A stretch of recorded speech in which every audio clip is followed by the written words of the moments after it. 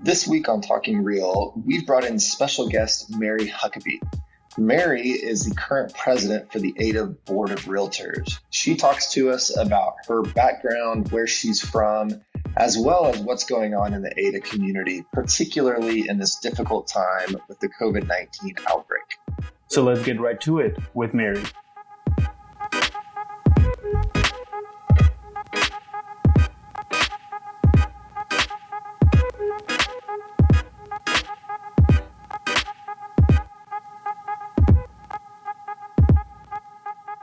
Welcome back to Talking Real, brought to you by the Oklahoma Association of Realtors. You are tuned into episode 112 of Talking Real. And again, we are outside of the Talking Real studio with our social distancing at Talking Real, brought to you through the magic of the internet. And Nabil, how are you today? I'm doing well, Jeff. I'm doing well. How are you? I can't complain. I'm pretty much still in my pajamas at 11:15 in the morning. So I've got my hoodie on and I'm comfortable. And we're also joined here on Talking Real today by a special guest, Mary Huckeby. And Mary, how are you today? I'm doing well. Glad to hear you guys are well also. Absolutely. That's all we can do right now is try to stay well. That's kind of the goal. So Mary joins us as part of our 2020 series of featuring presidents from our local associations around the state to talk about who they are and their background and just a little bit about what's going on in their community. So, Mary, to get us started, why don't you give us a little bit of who you are? How long have you been in real estate? What's your company that you work for, and what local association are you with? All right. I am Mary Huckeby. I'm president of the Ada Board of Realtors. I started real estate in 1989. I worked for a company called Equity Realty in Norman, Oklahoma, in their commercial division, and I managed a 100,000 square foot office building and did all the controlling duties of Equity Realty at that time. I was with them for probably a couple of years and then got talked into working for a residential real estate company, and I joined Remax Associates in Edmond, and I worked there for about 12 years.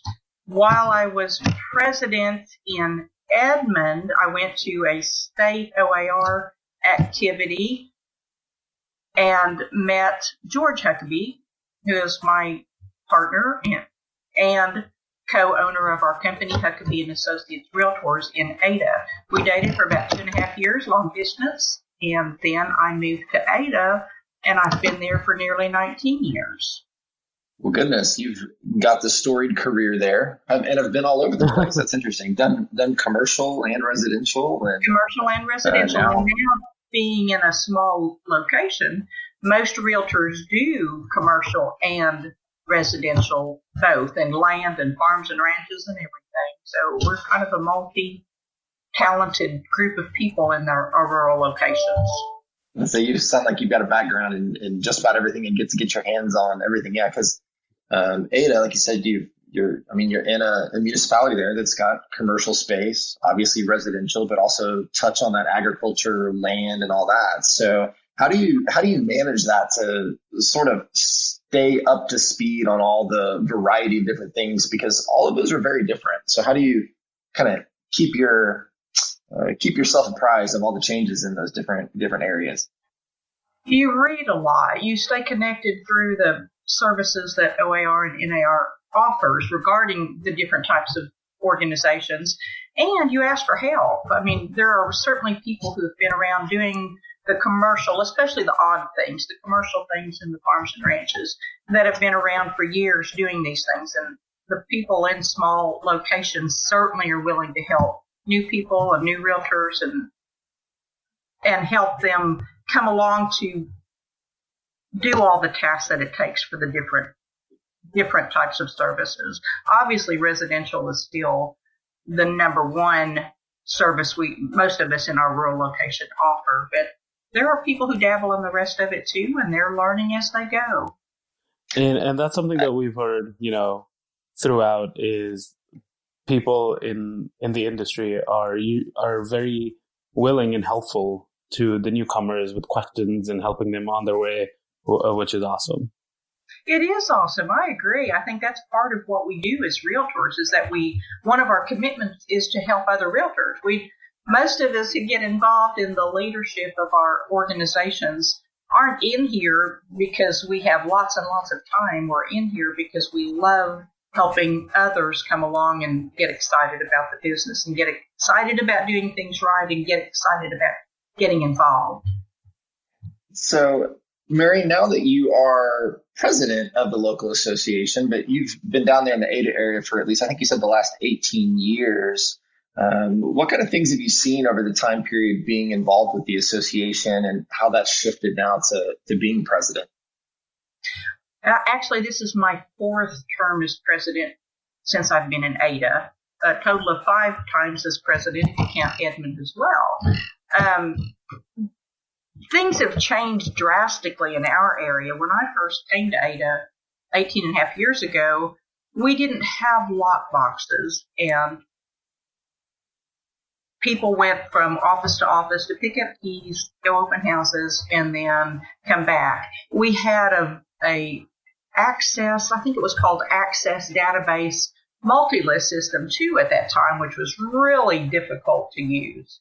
I kind of have a technical background, so I was able to help get a new multi-list system and get us started on an internet-based system.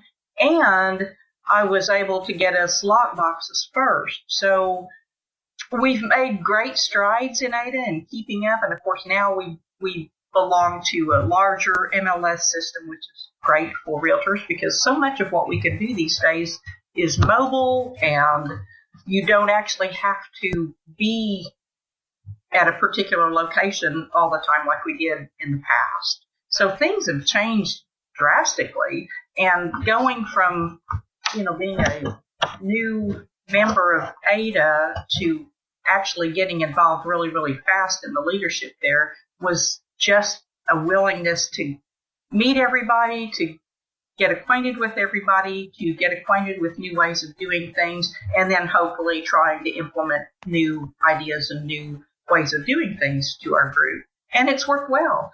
The focus that we've had this year is to encourage our younger members to also follow suit and get involved.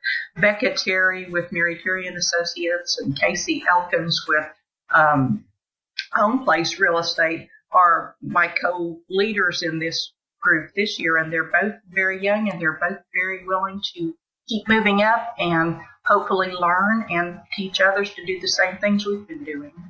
Yeah, I think that's fantastic. And having that newer generation coming in, and that's in the metro areas, the rural areas, kind of all over the place. And like I said, you've now your 5th term as being president. And so seeing new people come in and being able to, groom them to have your background and your experience to feed into them and mentor them as they then start getting ready to take on those roles. It's important because I know the younger people have different responsibilities. They've got families, they're raising their families. They're working for a living. So things are a little bit different when you're younger, but if you don't get involved when you're younger, you probably won't have the same enthusiasm for being involved when you're older. So we're just trying to build some of that enthusiasm, and it's working. There are young people in our groups, both local and statewide, who want to help and who want to move up and who want to get involved in seeing what it takes to actually run this organization and to make realtors completely stay involved in the organization, in the transaction. I guess that's the easiest way to put it. Realtors need to be involved in the transaction, but unless you get involved and keep up, that's probably just not going to happen. I think that's a fantastic point of getting people involved younger, because then that enthusiasm sticks with you and it's kind of ingrained in your realtor life, right? Like once you've been involved for a while, you stay involved. Right. I think that's awesome. That is right. I like to be involved, still like to be involved. And I'm certainly past retirement age, but I'm not ready to drop everything. I'm not ready to drop helping others to get involved. So from you said this is your fifth term, fourth in Ada. From the first one to the one you're in right now, your presidency that you're in right now, what is kind of the biggest change that you've seen, where things that you need to focus on as the president? Again, it's just keeping contact with members to members. Back before everybody was so mobile, and because before we had so much internet reaction between customers and realtors, it was easy to keep involved with each other. We would have to physically meet to do things, to pass contracts back and forth, to meet with buyers and sellers. Now the mobile, this era is more mobile. You're having to work to make sure people stay involved with each other in a physical way, not just in a technical way. That would be the biggest difference. Have you found it to some degree with even the increase in technology and sort of more ways to stay in touch with people? Has it also been harder to stay in touch at that same time, or do you find that it has been much easier to stay in touch? Well, it's quicker to get answers. Certainly being able to text somebody or to, have any of the technical ways of getting a hold of each other, you get your answers a lot faster. You can get documents faster. You can work the business faster. It's just simply that physical seeing each other and sitting down and discussing what we need to do different, or what's good and what's bad in our market, and how do we make a difference. Those things are probably almost a little harder because it's harder to get people together in a group, especially these days. With the new virus. Absolutely. These days we're not allowed to get into groups. Right. We can't get into groups other than right. So all of us are learning new things this way too. The Zoom meetings and all other kinds of things, because we have to stay in touch. We have to be able to focus on each other and the problems of each other and the enthusiasms of each other. We have to still be able to do that. So we're just having to work a little harder to make all that happen. Yeah, there's definitely the opportunity to talk a lot and to stay connected, but actually managing it, doing it in a way that's meaningful is certainly a challenge when things are so fast paced. And again, we're doing things not necessarily sitting down face to face, but I'm kind of curious. So since you've had your hands in all different types of real estate in Ada, particularly over the last 18 years, just in Ada, how have you seen the real estate market shift in your area? What's some of the trends that has shifted the way that real estate is shaping up in Ada? Because we're a pretty rural area, it's mixed. I would say our values, our market values have not changed much in the last 7 years. Our residential prices are pretty stable. Anything that's priced under $200,000 seems to sell really well, and in less than 90, even 60 days in many instances. Anything priced over $200,000 seems to take a little bit longer on our market. We have fewer buyers in the higher price ranges, so we have to caution people when they put houses on the market that are really priced high that they may be on the market a while. And it's not a result of the realtors not doing their job. It's a result of we just simply have fewer buyers. However, our land values seem to be increasing in value. Our commercial properties seem to be increasing in values, not the same way as they do in urban areas, but slowly. So we may be having value increases in land of 5% a year increases, and in commercial values, probably about the same thing. Residential is just staying stable. We see very minimal value fluctuations in the residential market, but we're not seeing any decreases either. So that's a good thing for us. We're pleased that people are still able to sell their properties and move in and out and be mobile as they need to without worrying about losing money. Has there been a big population change in Ada or a demographics change that you've seen come along as well? No, that's one of the funny things there. Ada itself has been roughly 16,000 people since I moved here 18 and a half years ago. The county is about 35,000 people. We have good employment opportunities. We're certainly the home of the Chickasaw Nation here in Ada. We have ECU University. We have a big call center here. So we have very good employment opportunities. We have things finally in the last few years, like a Home Depot and a Hobby Lobby, which we hadn't had for a long, long time. Chick-fil-A was one of the new people that we finally were able to obtain in Ada, and people just love that. So, but it takes time. The rural areas, it just takes a little bit longer to make things happen that people like.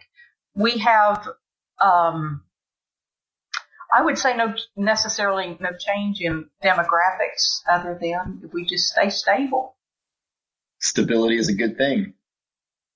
It is a good thing. I agree.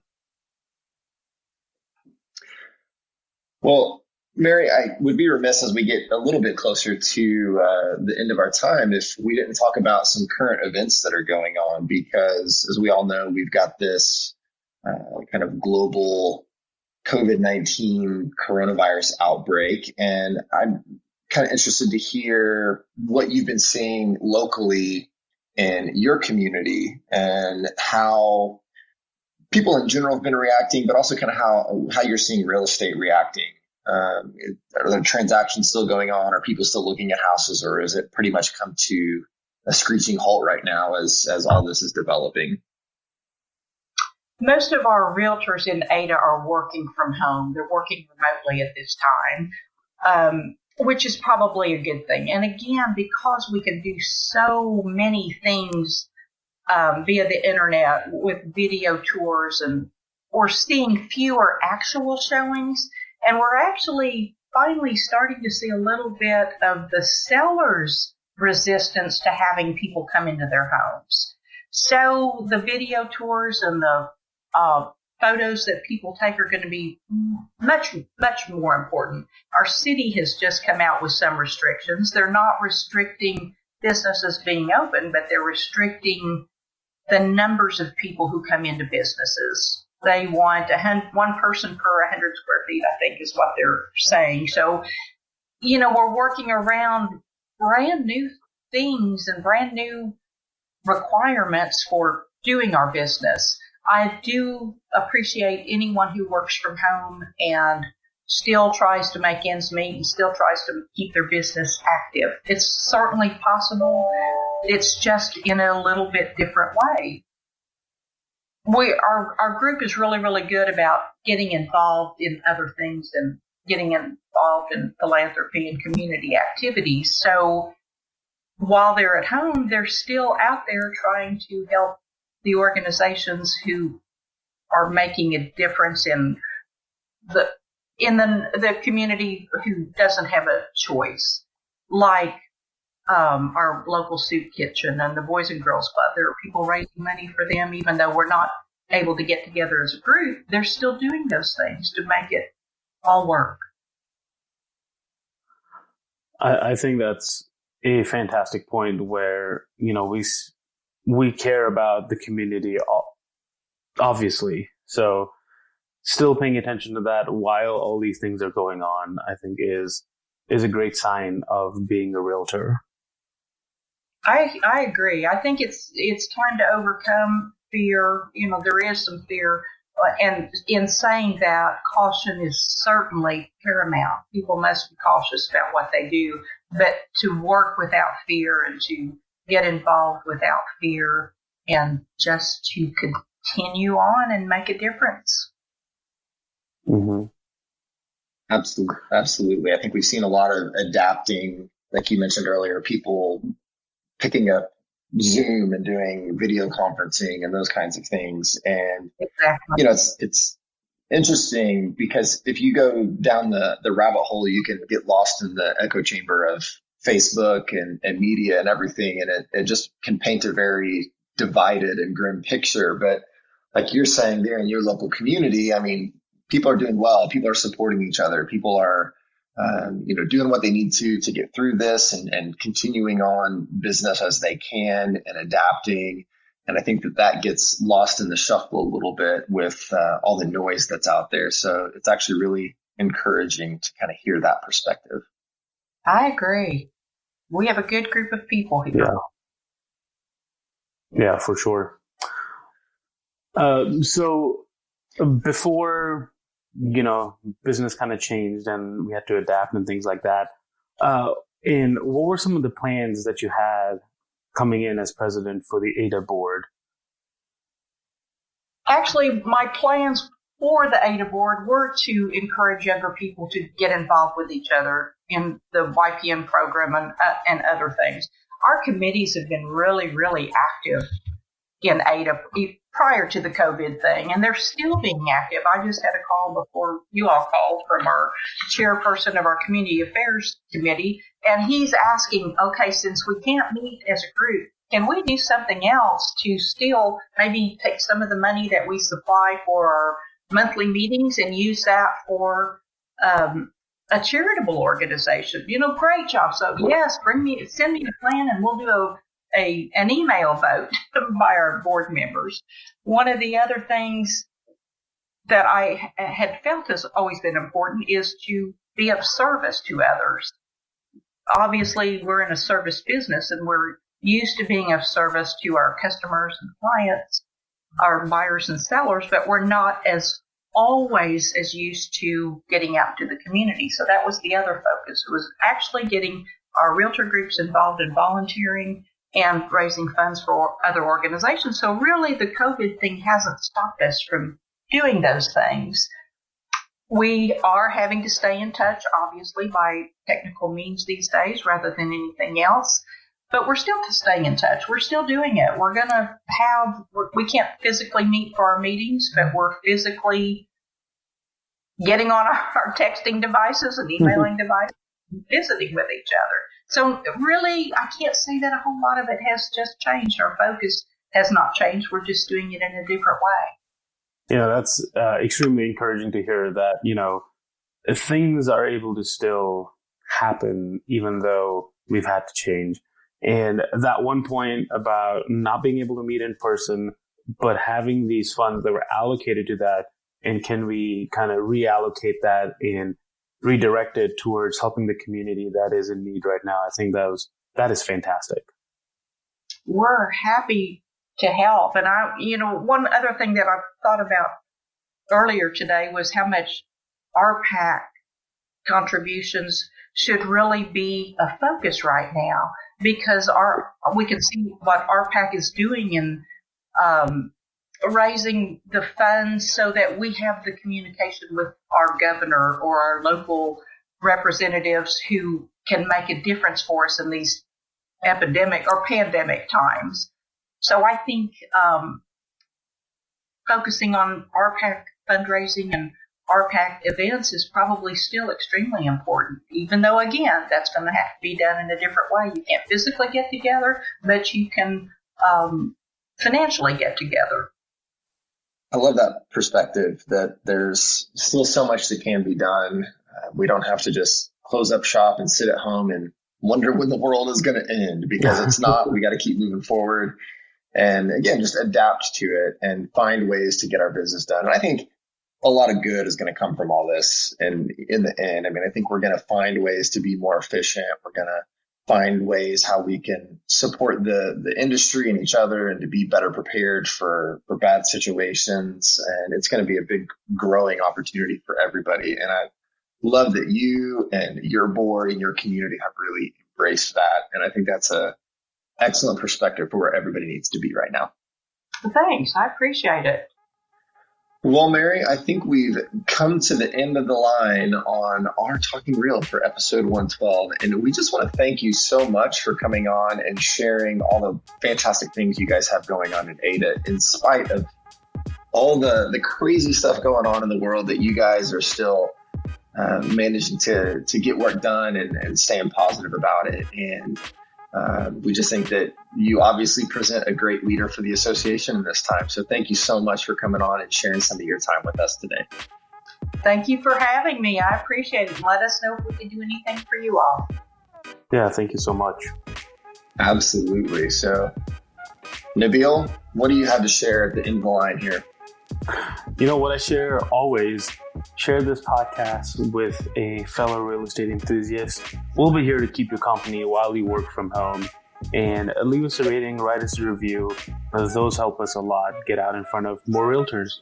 Absolutely. And if anybody has any kind of issues they want us to cover, interesting stories about how you're dealing with what's going on in the world right now, please send us a message. You can email us at podcast@okrealtors.com. We would love to hear from you. And if you've got something you think we need to be talking about or covering, make sure you let us know what that is. So in the meantime, we hope you'll keep joining us every Tuesday for Talking Real and for all of our special episodes that we bring you right now during legislative session to see what all kind of crazy stuff's going on there as well. So until next time, we'll see you next Tuesday on Talking Real.